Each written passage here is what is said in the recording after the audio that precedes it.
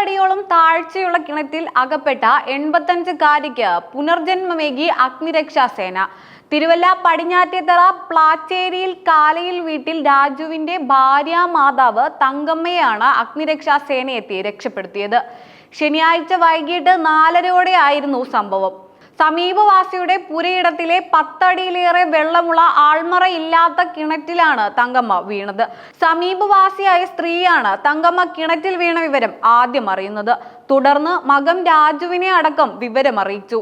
കയറും മറ്റു സാധനങ്ങളും ഉപയോഗിച്ച് കരകയറ്റാൻ ശ്രമിച്ചെങ്കിലും പരാജയപ്പെട്ടു. തുടർന്നാണ് തിരുവല്ലയിലെ അഗ്നിശമന സേനയിൽ വിവരമറിയിച്ചത്.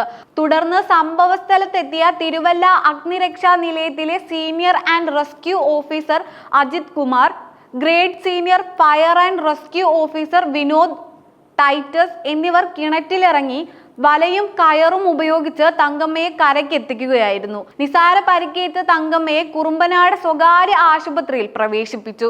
Sooraj Murali, Rangalal, Vinod Titus, Shibin Raj, Nandu Manoj, JTP Joseph, Sudheesh, Anilkumar, JNTR എന്നിവർ അടങ്ങുന്ന സംഘമാണ് രക്ഷാപ്രവർത്തനത്തിന് നേതൃത്വം നൽകിയത്.